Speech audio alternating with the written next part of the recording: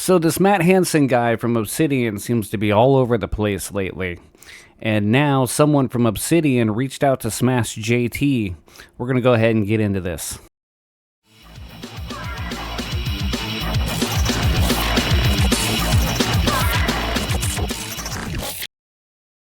So it says, ex-Obsidian whistleblower Matt Hansen is pure evil. And you might think, oh, that must be an exaggeration, but once you dig into what's going on and what this whistleblower said, you will definitely agree with that. It says, Obsidian Entertainment whistleblower exposes toxic corporate culture and gaming's AAA decline due to the message. Sorry, I had to pull a drinker there. So this is an article on SmashJT's website. I highly recommend you go check it out, and I will leave a link to that in the description. But it says a whistleblower from Obsidian Entertainment has come forward with some seriously wild information about the studio's internal culture under Microsoft's ownership, and more specifically, how Matt Hansen grew to power over there. The following insights they've given to me have painted quite the grim picture of once thriving creative environment that's unfortunately delved into a corporate-driven leftist echo chamber where agendas and ideologies now far outweigh any actual passion for game development. This former employee, who we'll call Doe for amenality, describes a workplace completely overrun by external forces, misguided priorities, and toxic atmosphere that ultimately drove him out. So before we go ahead and get in further into this article, guys, I just want to point something out, something I've been noticing quite frequently lately. SmashJT, he has grown quite the audience lately, and this is not the first time someone from the video game industry, rather it was from someone from Firewalk Studios or BioWare and now Obsidian, have reached out to him because they don't feel like they have a voice anymore. If they say anything publicly, they are going to get chastised right away. We all know it. You know it. I know it. The narrator knows it. It will happen. And there was something Elon Musk said not long ago. He said that we are the media now. Now, a lot of people kind of laugh that off as a joke, but I think there's beginning to be some weight to that. It's really sad we have gotten to this point in the industry where these people have to reach out to YouTubers instead of the mainstream media because we're the ones that are actually speaking for them. We are now their voice because they don't have one. Everyone else already has their voice. Anytime you say anything they don't like, they will try to walk all over you. So, yeah, it's just sad that it has to be that way. But I'm glad that there are people out there like SmashJT that are actually giving these people a voice. So let's go ahead and continue on here. The center of this catastrophe of the workplace, none other than Matt Hansen. Some of the stuff I was told about him going to blow your mind. Now, also, if you remember, Matt Hansen's been in the media lately, too. He's been saying a lot of stupid stuff on Twitter. Here recently, he had some sort of post he made where he wanted to, quote-unquote, replace white crusty guys with black people. And I don't know, he's just an unhinged individual from what I can tell from what I've seen on Twitter. I don't want to get too much into that because a lot of other people on YouTube have already covered a lot of this. I just wanted to cover this specifically.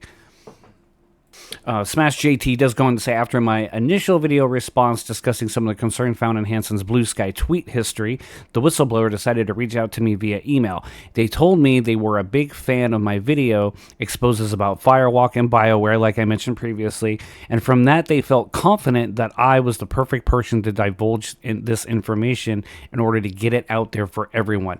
Again, this brings me back to what I just said.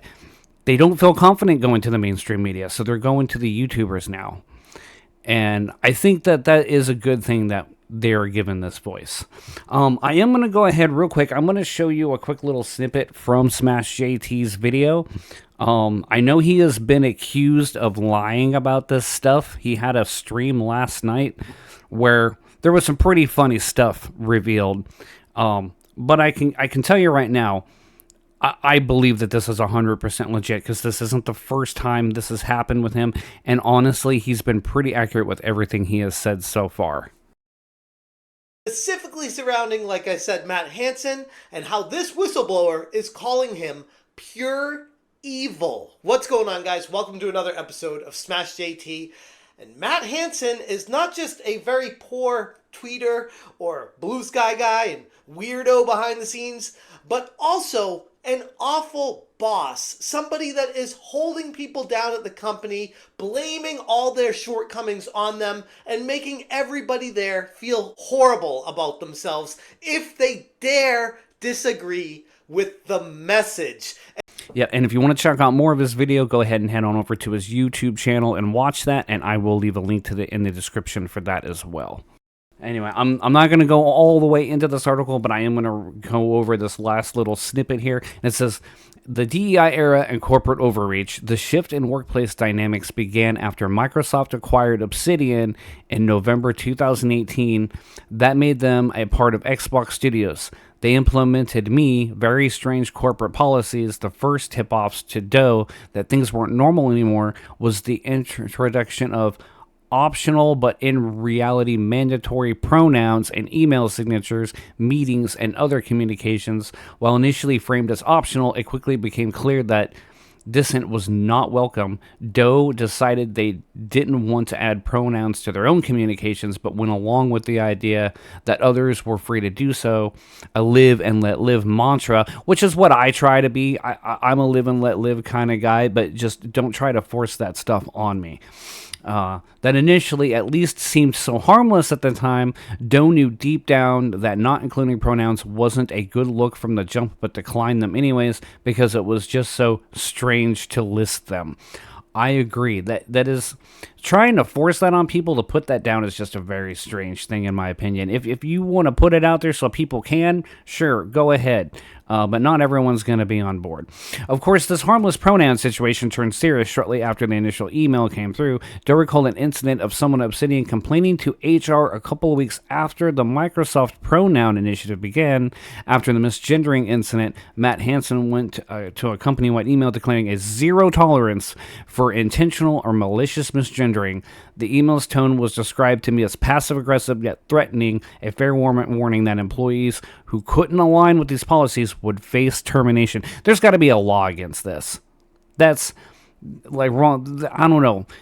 Trying to force people to go along with some kind of ideology, that's like cult mind syndrome. None of this makes any sense to me. That would be like me saying, you better eat salads for lunch or I'm going to fire you because I believe that you should only eat salad. That's the same thing. I'm sorry. It's just trying to force people to follow along with something they don't agree with and then firing them over it is because that's toxic. That's just outright toxic. And if you don't think that's toxic, then you're wrong. I'm sorry. Hands down, you're wrong. If this doesn't prove the decline in the AAA gaming industry or just the corporate world in general, then I don't know what other proof that I can present you with to convince you otherwise. We have got to get back to a time where businesses just focused on business, stayed in their lane, and stayed out of this politic nonsense. I try to avoid politics myself as much as possible, but if it's something that is important to talk about, especially when it's concerning our favorite hobby, yes, I'm going to talk about it. I'm going to cover it. And if I think it's ridiculous, I'm going to say it's ridiculous. And there's just no other way around it other than the fact that it is just plain ridiculous. And if you don't think that, then I don't know what else to tell you. But I digress. I just wanted to put this video out there to kind of bring attention to it. And if you want to know more about this particular subject or this incident, definitely go head on over to SmashJT's YouTube page and check out his article website.